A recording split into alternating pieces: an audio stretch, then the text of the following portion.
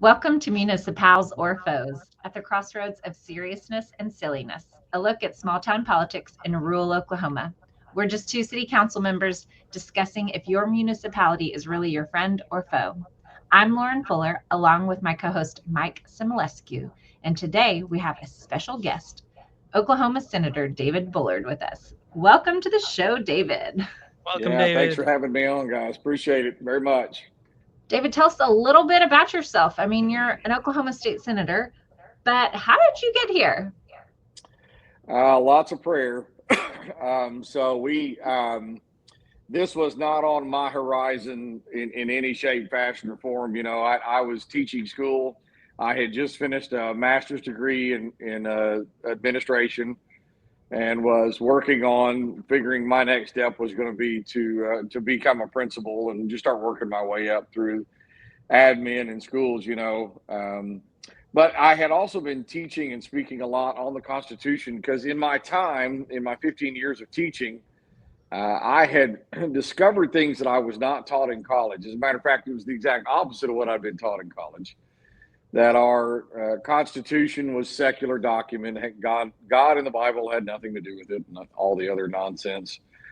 And when I started actually reading the words of the founders, it kind of irritated me that my college professors had not shown me the real words of the founders.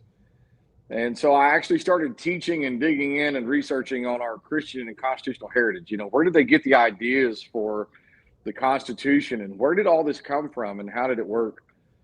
And so I started speaking publicly on our Christian heritage and on our Constitution because I found that a lot of people just don't know their Constitution. They don't know their freedoms. They don't understand how magnificent this document is, and they don't for sure understand how exceptional this country really is. And I've had a lot of people say, well, we need to rewrite that antiquated document. And my point has always been, no, we really need to just follow that magnificent, exceptional document.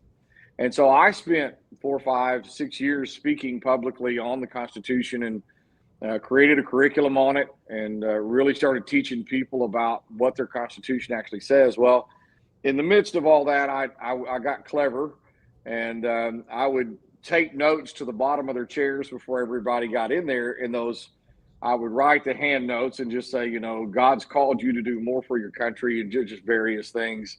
And when I got done speaking, I would tell everybody, there's a note underneath your seat. I want you to look at it. I want you to read it. And I want you to pay attention to it. And when I got done speaking, a lot of times the Lord would tell me, boy, you talk a big game, but you're not out there doing what I gave you.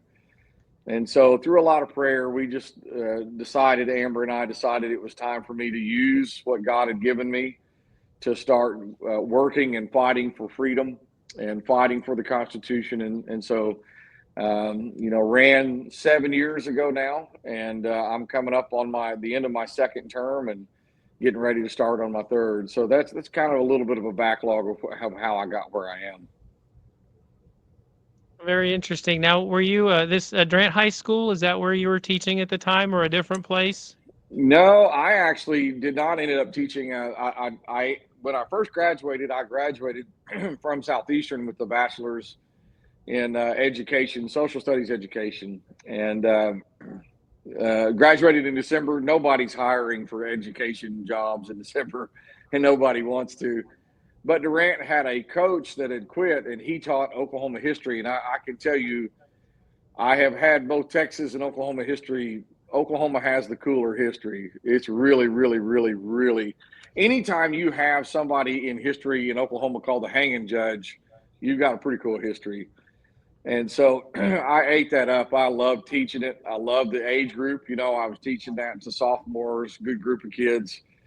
And at the end of the year, all three principals came walking in my room, and I thought, oh, man, what did I do that I'm fixing to get chewed out? And they said, man, we have stood outside your room. We loved what we heard, your teaching and everything. And they said, what can you coach? And I said, I'm just not one. I tell people all the time, I sound like one, act like one, probably even look like one, but I'm not one. And at the same time, Denison offered me a job, no coaching, and teaching AP US history and the government and the Constitution. so that just fit right up my alley. And the superintendent in Durant told me, if you won't coach, you'll never teach in Oklahoma, which tells you some of the problems that we have within our education system. But they took me in. I taught 15 years there, loved it. Won Teacher of the Year in 17 and competed for Texas Teacher of the Year. Of course, I knew they'd never given Okie a Texas Teacher of the Year award, but it was a lot of fun to compete against and kind of try and see what we could do. So, yeah, that's kind of where I was and where I was teaching. That's a really your cool wife backstory. also is a principal, correct? A vice principal at Durant Yeah, now? actually, she just became head principal at Durant, so Durant doesn't know it hit them yet. I'm telling you now, Amber will end up being taken over the world somewhere. She's smartest person I've ever met. I misspoke. You're right. I misspoke. I meant to say principal, because I think they announced it at the it was like a band or some type of I think it was a band thing. I think is when they announced it, because I think you were there too, and they announced that she was. But anyway, congratulations on that. That's exciting times for her as well. Yeah, she's going to do great things. I mean, she knows education backwards and forwards, and she's got a heart for kids, which is what you got to have. Well, David, what we really came to pick your brain about is you just got out of session. Yep. And so you guys have done a lot of work, and you are there nonstop for how many weeks? Well, we're there for 4 months. So we live there Sunday night through usually Thursday, sometimes Fridays, depending on what we got going on. So we're there a lot. Yeah. And so you guys got quite a bit done this year. I know there's always things left undone that you would have liked to have gotten done, and it's always a push and a pull. But tell us about some of the highlights from this year's session. Yeah, several things that we worked on. I'll give you a few things that we worked on, that I worked on, and then we can kind of go from there. One of the biggest things that kind of drew a lot of statewide and nationwide attention was our initiative petition process. We're only one of 26 states that have an initiative petition process that's called direct democracy. And this is part of that education process. We're not a democracy in America. Matter of fact, our Constitution in Article 4, Section 4, says that Congress shall guarantee to every state a Republican form of government. And that's not talking about the party. That's talking about a Republican form means you're ruled by elected officials. Your government is run by elected officials. And so the people give that power to them. And if you don't like what they're doing, then vote them out. And so we're not a democracy. And a matter of fact, if you go just do a real quick Google search, you'll find out very quickly how much the founding fathers detested a democracy. They reiterated time and time again. As a matter of fact, it was Alexander Hamilton who said that democracy is like two wolves and a sheep voting on what's for lunch. John Adams was the one who said that a republic is the only form of government that is not at constant war with liberty and freedom, and that a democracy soon commits suicide. And you're seeing some of that around you right now with what's going on. But in 1907, our founders put in this process, and it's where you can gather enough signatures. In 2010, they lowered the number of signatures needed to be able to get there. But what we've had over the last several years now are a lot of liberal groups coming in here in Oklahoma who are putting in liberal policies left and right. And it is causing havoc on Oklahoma right now. And so I ran a bill at Senate Bill 1027, which puts guardrails on that. It doesn't shut down the process. It doesn't take it out. I'd have to change the Constitution to do that. What it does is it says essentially the gist where you are trying to get signatures has to be very clear, very honest, very transparent. You have to tell people what it's going to cost. You have to use Oklahoma volunteers and labor. You have to use Oklahoma money. You can't go and start taking a whole bunch of out-of-state billionaire liberal money. And the biggest thing is it requires them to get out of 2 counties. So right now, if they want to get the signatures, they just have to hang out in Oklahoma City and Tulsa County. That's all they have to do. My bill says it's 11.5% those who voted the last election, which means they've got to get to about 20 counties or so in order to get those signatures, because it just forces them out. They just simply have not been going out and trying to get more opinions from other Oklahomans. They just camp out in Tulsa and Oklahoma City. Occasionally, they'll go to Cleveland, Cleveland County. And so we passed that. The governor has signed it. That one has taken effect, and that one's going to be a big help to us to make these groups go out, get out and do more, and be a lot more honest about it. We also worked hard. I've worked for several years on a bill dealing with service animals. We are at epidemic levels right now of people trying to misrepresent the service animal. They'll just lie and say, no, my Chihuahua is somehow a service animal, when we know that they're not. And according to the ADA, you're not allowed to ask but 2 questions, you know. So what we tried to do is give businesses a way to deter it. We made it a misdemeanor to misrepresent a service animal. And one of the things we're very clear on is a service animal is not the same as a therapy animal or an emotional support animal. Therapy animals and emotional support animals are not covered under the ADA. Only service animals are, and we just simply said it would be a misdemeanor if you misrepresented that service animal.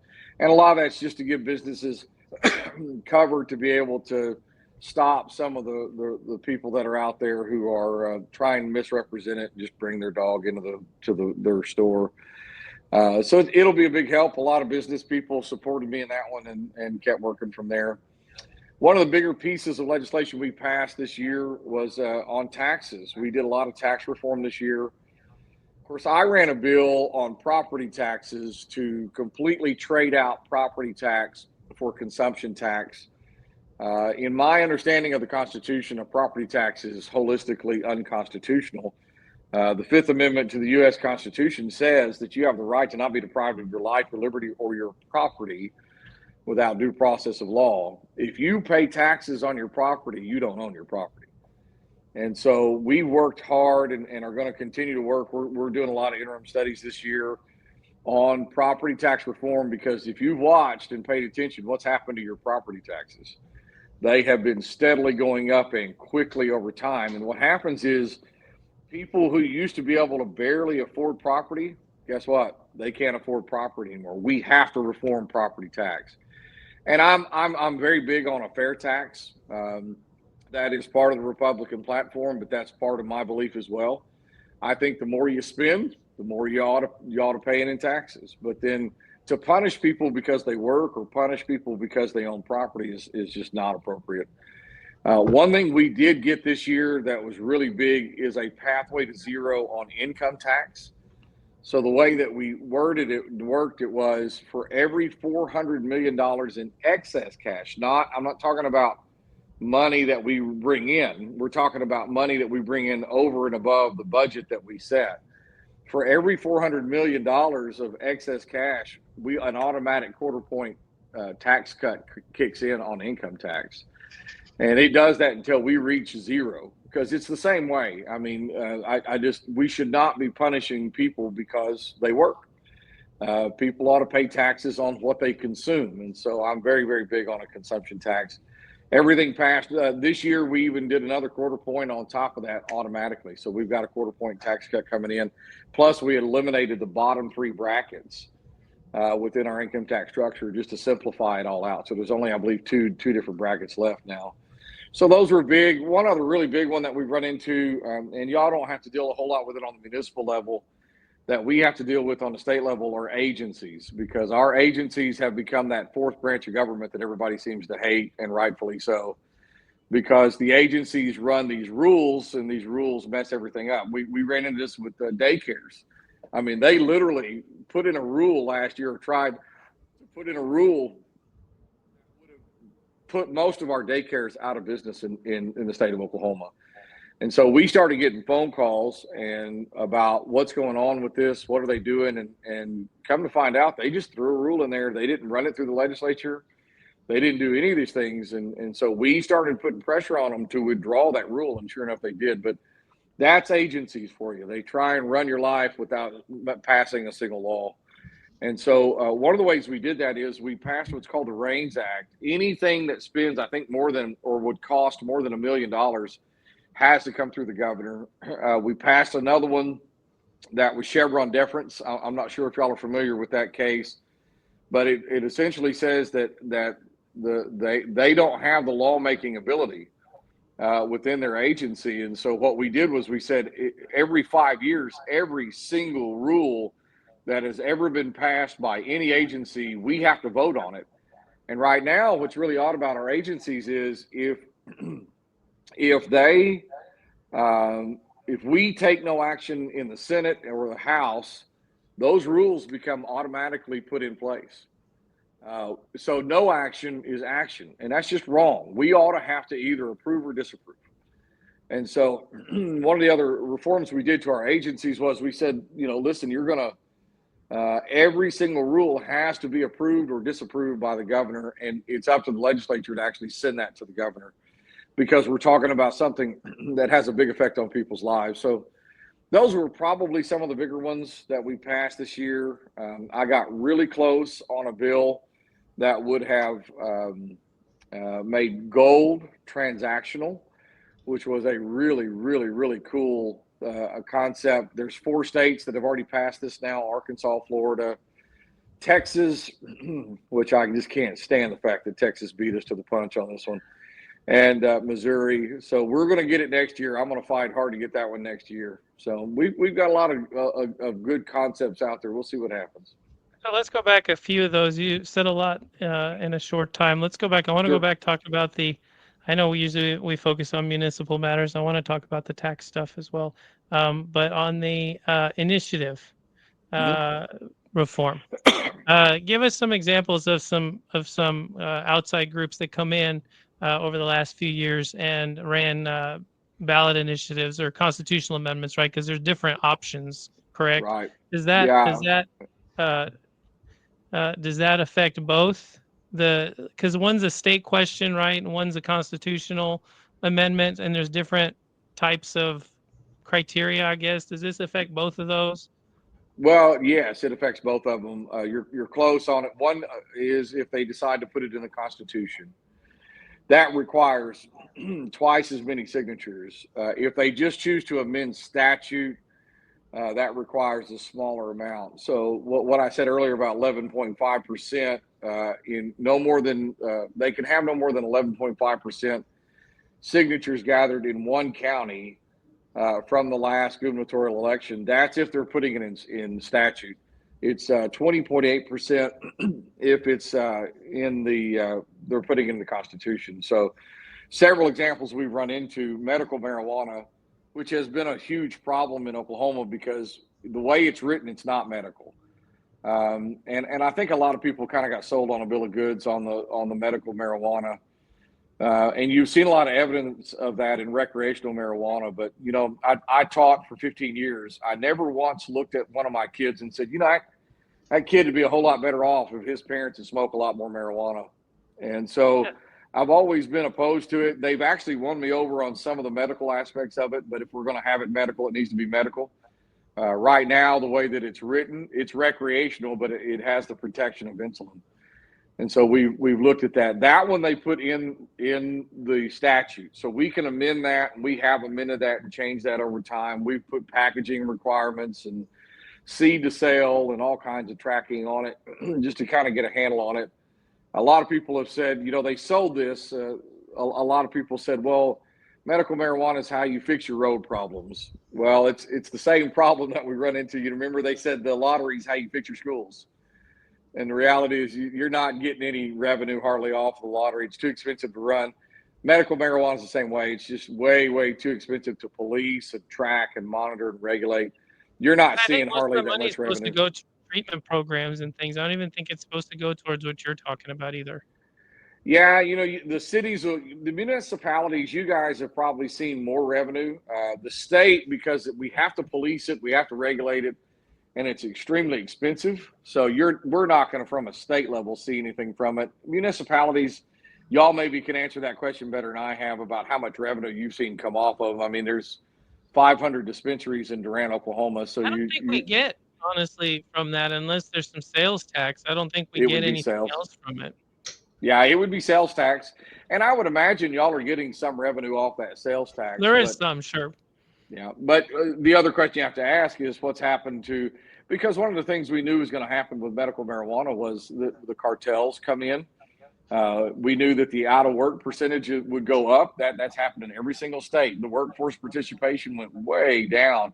I think in Oklahoma, they're estimating right now that the workforce participation rate went down 44% in Oklahoma after the passage of it. So it's got a whole lot of other complications that more than likely y'all probably ended up netting a zero amount out of the deal. That one was a lot of out-of-state groups coming in trying to push medical marijuana inside the state of Oklahoma. One of the biggest ones that's an example out there is a Medicaid expansion. I'm not sure if y'all, well, I know, Doctor, you are. Lauren, you and I are probably on the same footing on this one. Medicaid expansion is well, right now, the way I understand it, they are right now 60% of the participants in Medicaid nationwide are able-bodied, able-minded people that they could go to work and make it happen if they needed to. This was State Question 805. The problem with State Question 805 was they put it in the Oklahoma Constitution, which means we can't adjust, we can't make changes to it unless we send it back through as another state question. The problem is they sold 805 as free money. They said, listen, the federal government's offering a 90-10 match, which at the time they were. But what we know is that the federal government has the attention span of a 5-year-old. If they're offering a 90-10 match now, what are they going to offer 10 years later, right? Well, we're quite a bit later. I don't think we're 10 years even in. And right now they're proposing changing that match to 60-40. Well, why does that matter? Because right now your tax dollars are funding $1 billion of Medicaid expansion, 138% of the poverty rate. And the problem is when we expanded to 138% of the poverty rate, a lot of able-bodied, able-minded people ended up on Medicaid. And you're paying for people to go get health care that are choosing not to work. Medicaid was put in for the blind and the disabled, right? Not for able-bodied, able-minded folks to go get what they wanted. And right now we've done nothing but expand Medicaid expansion. Well, they didn't spell out those details, but here's the other thing. Now that the federal government's looking at going to 60-40 match, that's anywhere from another $700 to $1 billion in taxpayer dollars that we got to go find to pay out for Medicaid expansion. And we can't adjust it. That was my concern with it initially, because it was a close. I think it was like 51-49. It was a really close ballot. Very close. Or a constitutional amendment. And my concern was that was the biggest concern, besides for the fact that the initial idea of Medicaid was supposed to take care of people that couldn't really, help themselves, right? Because they're not, they're children, they're poor women, they're disabled folks, that kind of stuff. And now it's become this sort of, we're just going to keep drawing people in and expanding the program. And that was the biggest issue initially, was the 90-10 match. It sounds great, but then that's not written anywhere that it's forever.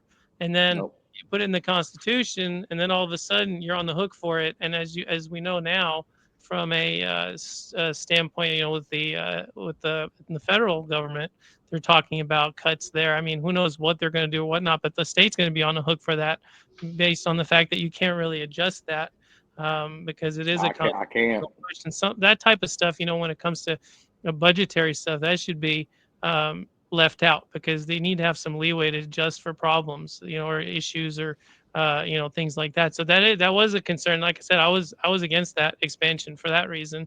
And like I said, I think part of like you're saying, and there's all kinds of like, hey, we don't have work requirements, and then they did with COVID, they waived all those requirements, and all these people stayed on Medicaid for long periods of time, and then they had to get kicked off.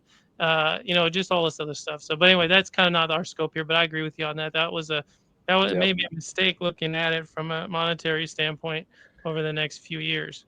Well, you look at, there's another one. There was one 780, State Question 780 was brought in by out-of-staters, just like 805 was, which was supposed to be so-called criminal justice reform, which now when I hear that makes my blood curl. what we did was we took everything that used to be illegal and just said, fine, it's all legal now.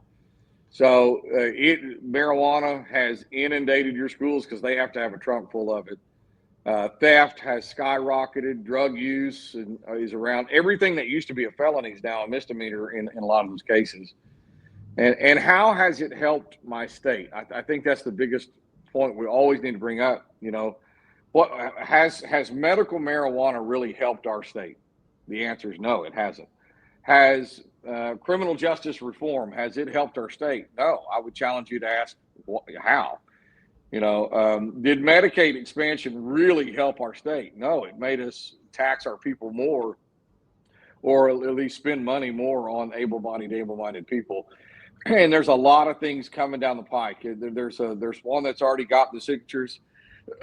This was the one we were studying the most during debate. But right now they want to raise minimum wage. A lot of people say, well, they just want to raise minimum wage. Well, first off, minimum wage was never intended to be a living wage, ever.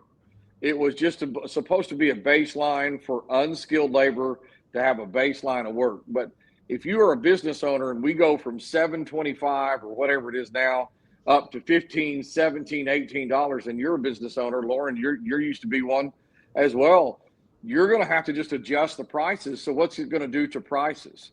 Prices are just going to go up, and we continue the inflationary ascension all the way back up to where we have a problem where nobody can afford anything anymore. If you are free markets, then you're completely opposed to a minimum wage. Minimum wage hurts the working class. And so, but that one's going to be on the ballot now. So we're going to have to go with that. Well, that's not an Oklahoma thing.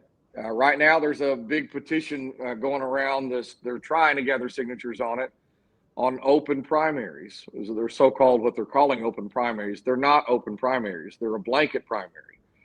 You can vote several times within the system that they have set up and the way they have the language done. And every single state that has ever put in open primaries, or what they've got there, has turned into a blue, liberal, far left state. Every single state. There's not a single one that hadn't. So if you vote this in, you're essentially saying, I want to be Democrat, liberal Democrat led, because within a decade, that's where you'll be. So the Democrats' playbook on this one is if they can't win elections, what are they going to do? They're going to rig them. So by open primary, just clarification for people that are listening that don't understand, that is, you can vote in primary elections regardless of your party affiliation. So if you're a Democrat, you can cross over and vote to Republican primary. If you're I think in the state currently, if you vote, you can vote in the Democrat primary if you're an independent as well, I think. But that's up to the Democrat pretty much party. It would be kind of wherever you go vote wherever you want to go vote. So what happens is, you know, in history, for most of our history, the parties control the primary. The state runs the elections, the rest of the elections, right? What they're trying to do is force the Republican Party to accept everybody else that doesn't want to become a Democrat. And a lot of people have said, well, anymore in Oklahoma, if there's a Republican primary, that's going to determine the election. You know, when I first moved to Oklahoma, and I was going to register to vote, and my grandfather said, oh, man, you got to register what? You got to register Democrat. If you don't, you can't vote in the other elections. You know, I noticed then nobody was pushing for Democrats to allow Republicans to go vote in their elections, right? But now that we're Republican run, everybody's saying, oh, no, you ought to let Democrats vote in your elections. Well, that's never the way that it's worked. It shouldn't be that way. If you want to vote in a Republican primary, guess what you need to do? You need to go register as a Republican. If not, quit trying to manipulate somebody else's system so that you can participate. It's not that difficult. So we're going to have a fight on our hands with that one, and we're not backing down on that one. That one doesn't need to go there. But they've started the initiative petition signature process, and they're probably the maddest right now about it because they know what they wanted to do was hang out in Oklahoma City and Tulsa, and I'm making them go out and talk to other Oklahomans, and they don't like that. Let's go back to your property tax and consumption tax proposal. From a municipal standpoint, this is it's kind of a mixed feelings about it, because I feel like a lot of states have a different way of doing the um, taxation system, and we're one of the few that municipalities rely just on sales tax. So it seems like we're thinking about doubling down on that. Constitutional question not aside, um, that gives us a little bit of pause because we worry that if our sales tax, or which is a consumption tax or whatever you want to call it, Mhm. being down here on the border, if our sales tax is 20%, but we're going to lose a lot of people. They're just going to drive across the border. And so, what do you say to people that say that? Because that's, in my mind, that's a question that I don't know how I reconcile that, because I feel like we're overly reliant on sales taxes. Well, a consumption tax is not just a sales tax, it's also a service tax, which I have a little bit of struggle on because now people who haven't been paying taxes, if you consume anything else, then now that becomes part of that consumption tax. A lot of people, when we talk to them, and a lot of the polling data that we've been looking at and researching, the property tax is the least liked tax of any of the kinds of taxes that are out there. And a lot of people, because it's unconstitutional, and in my opinion, but a lot of people don't like it because you're taxing me solely based on the fact that I own property, which means everybody else kind of gets off the hook on that deal. And I've had a lot of people say, well, if I just rent an apartment, then I don't get charged an income tax or a property tax. That's not true, because that person who owns the home or the rental Your property, rent, right? It's in your rent. yeah, they're gonna package all that stuff in. When it comes to how do you do it, we don't know an amount. To say we're going to do 20 cents, a dollar, nobody knows what it would be. One of the purposes that we're looking at now is an interim study on how would that work on that. Two of the biggest questions I've had on how this would work is one that you just brought up.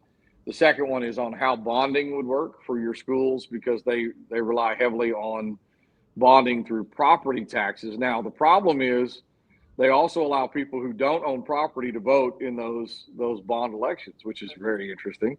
Because of course somebody's going to say, yeah, tax that guy over there so that we can have a new school, but don't tax me. That's always been an interesting concept. And schools right now can bond on a sales tax. They do not have to bond on property taxes. So that's one thing to keep in mind there. As far as the amount, I've had some people ask that question before, would we push them over to the other side? Could, but I doubt it very much, to be honest with you. A lot of people are willing to shop local, even if it is a little bit more. I like to shop at a lot of our local grocery stores right here. Do I know that Green Spray and some of these other stores around Durant are more expensive? Sure, I do. Am I willing to pay more because they're local? Of course I am. Same way in a lot of your shopping in your other places. Am I willing to pay more to go shopping downtown in Durant or in Hugo or in Atoka or somewhere else to buy boots or clothes or whatever else? Well, sure I am. Even though I know it costs more here than it does up there. So would you have that big of a flock of people screaming out here to go buy things at other places? I don't really think that you would. We are going to study that and look at that, though, when we get to that point. Okay. No, and those are the questions. I mean, we're interested to see, Sure. some form of tax reform. So I don't know what that would look like, but I think a lot of us feel like whatever we're doing now is probably not optimum. But Well, we're and hearing more about that. Like I said, we're a little skeptical, but that's, until we know the details, it's kind of hard to know until it's actually studied. So we'll kind of see. Well, and I'll put it to you this way too. A lot of times when we run a bill, it's like asking the questions. It doesn't mean I'm going to do it exactly like I wrote it the first time in. Matter of fact, I've never had a bill that I've written that the same language was exactly the same from start to finish. So sometimes we propose an idea, we run a bill. It's like asking a question. Okay, none of us like property tax, but how would this work, and how would we go about it, and how would that work on so many fronts? That's why we're going to study. It's why I started off. We never hear SJRs from on odd numbered years like 2025. We always hear them on even numbered years. So I filed it knowing that we were not going to hear it this last year, just because I wanted to start the conversation. How would this work? What would we do? What are the problems and hurdles that we got to come over and get away from? One other thing to think about, though, Texas is a prime example of how not to do property tax, right? How many people right now are moving out of Texas and into Oklahoma because they can't afford the property taxes? how many businesses are looking at coming to Oklahoma and other states that have a lower property tax. Just to give you an example, Florida and Tennessee have set themselves on a pathway to zero. Matter of fact, there are 6 states that have set themselves on a pathway to zero property tax. One thing I'll guarantee you is this: if you become one of those first states to eliminate property tax, every business in the country is going to want to move here, because it's going to be real easy to get people to move here because they don't have to pay a property tax.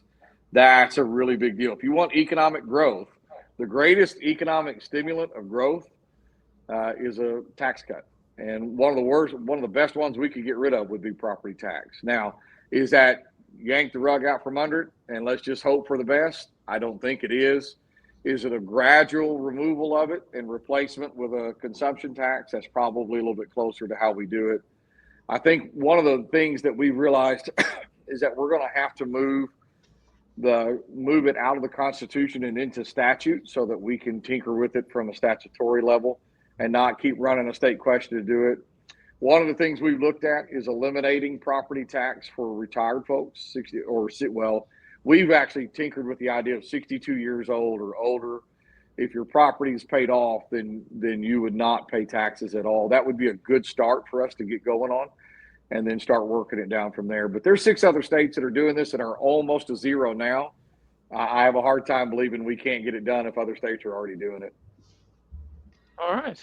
Well, that's some interesting stuff, and we'll kind of watch that and kind of follow along. Like I said, we're learning too. We're not tax experts. We know we don't like taxes. We know some of them are necessary for certain things. Right. And, always trying to find that where that what that number is. So, all right, let's shift gears a little bit now. Let's talk about some of the local stuff that we've done. I know we got a little off track with tax and stuff, but this is an interesting discussion and initiative. We don't usually talk about that stuff on here, but it's good for the viewers to hear and then for us to hear and learn more, because I feel like we're all so focused on municipal. We pay attention to state and federal politics too. I think, we're more focused on the local stuff. So talk to us a little bit about the Roosevelt Bridge. How's that coming along? I know we had some work done on it recently with just kind of the flooding and the rains that we've had, and an update on where we're at and what timeline looks like. Yeah, always a tricky thing to do. I'll be very, very cautious on the timeline. I've told people if we can get that bridge by 2030, I'm going to be extremely excited. Matter of fact, I've already told ODOT I want to be the first one to drive across it if I can, but we'll see if they let me do that or not. The weather has not helped us. We didn't want to sink more money into an old bridge. And my first year in, matter of fact, the first conversation I had with Anthony E. Kelly, who is a superb person, he's the regional director for ODOT. And Anthony is just a remarkable, remarkable guy. My first question to Anthony is, when are we replacing Roosevelt? And he said, well, Senator, and I said, I think it's a death trap. That was the year, 2018 was the year that the Sherwin-Williams truck drove off the rail. He was actually hit head on by another car that went left to center, and it drove him off into the deepest part of the lake. And what a tragedy. We can make a bridge safer. And every time I drive across that thing, I just hold my breath, hoping somebody's not on their phone. So it's been something that we needed to do. Well, a few years later, they were sandblasting it and painting it, and they found that on the west end, there was a section of it that the only thing holding it up was the concrete. The metal had actually rusted completely in two. So they went back and fixed it and came back and said, well, congratulations, we're on the 2-year plan to get a new bridge. And I said, well, that's great. I love that idea. And so now we've been working on the funding, because that's probably a $350 million project all total. So just to give you a perspective, y'all remember in 2014, the Obama administration did a study of bridges nationwide, and they came back and found that Oklahoma had 2,000 defective bridges. Well, that year, the legislature created a Roads and Bridges Fund. We had never done that before. And then my first year in 2018, 2019 was the first year that we actually fully funded the Roads and Bridges Fund. It was $595 million is what we put in. And every year we put in that amount, $595 million. So you put that in perspective. By the way, we're down to less than 20 defective bridges because of that work we put into that. So that's a good That thing. was a very successful program. I know we've talked about that previously. And we upped it this year. We put in $610 million into it this year. So we're serious about your state roads and bridges, trying to get those things fixed and going and up to speed where they should be. But you figure for the entire state, we do $610 million, and now we have a bridge that's going to cost $350 million. That is a monster project that's going to take some time to do when they get it there. And I have encouraged people, don't get in a hurry at this stage. I have told ODOT over and over again, I do not want a concrete chunk sticking up out of the water carrying your car. If that's it, I'm gonna go get a can of spray paint and we're gonna paint flowers on it. We're gonna do something. I want something that people want to come here and see. I told them make it in the shape of a flip flop, because we are the flip flop nation around Texoma apparently, or make it look like Trump's hairdo, where it kind of sticks up on the side and comes back down. Do something, but make the thing unique, make it look good. And they're working hard. They're going to have a nice design. It's going to look good. But if we rush it, it'll be a chunk of concrete. And so we don't want to rush it at this point. The engineering's being done. Everything's online. I've had people ask me, does this speed up the process? We were already in the design engineering phases of it. I don't know how they go any faster than what they're doing now, but so probably doesn't really speed it up very much. Matter of fact, it may just slow it down, because we just had to sink $5 million into a bridge and causeway we're fixing to tear down. So that's never fun. Well, man, David, you have worked on a lot of stuff and you've got a lot more on your plate, and we could talk all night long about all of the things that you have going on, and a lot of them do impact us here at the municipal level. So we appreciate your work. But we've got to wrap it up. We've been going for a while now. Tell our listeners how they can reach you if they would like to get in contact with you. Yeah, so probably the easiest, the easiest way to get a hold of me is through my office. You will hear one of the sweetest voices you've ever heard. Her name is Anita, and she is my executive assistant, and she is fabulous. She is the reason I can get so much done, is because she's so organized and she works so hard. So you can reach my office. If you'll go to oksenate.gov, you can type in David Bullard and you'll find me there. That'll have the phone number, the office phone number. It'll have my email, which is david.bullard@oksenate.gov. If you email me, do know I get hundreds and hundreds of emails every day. So we do miss them every once in a while, not very often. We try and stay very, very diligent on people who are emailing us and trying to talk to us. Probably the best way to get a hold of us is just call Anita at my office, and she'll patch you through, or she'll help you with whatever your need is or whatever your concern is. That'd be the fastest way to get a hold of me. And you're covering District 6 of Oklahoma, correct? Yeah, so District 6 has shifted a little bit since we redistricted. I used to have Marshall County and Johnston County. Now it's all Bryant County, which it's always been, all of Atoka County, or half of Push County, all of Choctaw County, and just a sliver of Johnston County. So I've got 5 counties that I represent. Okay, awesome. Well, we sure appreciate you being here, and this has been informational. This is the longest podcast we've done with you, and we probably would like to have you back and talk some more. Sure. Because we covered a bunch of stuff that we don't normally cover, which is interesting, at least for me. And for our viewers and our listeners as well. And then we can come back and talk some more down the road. But we do appreciate your time. Be happy to come back on. We can do what I'm working on next, and then. But there's a lot of other local issues that we've been working on, as y'all both know, and some important things on water and wastewater. So I'd love to come back on and be able to sit down and talk with you guys. The airport tower and all those kind of stuff. We'll save that time. But we appreciate your time tonight. My pleasure. Thank you, sir. All right. Thanks, guys.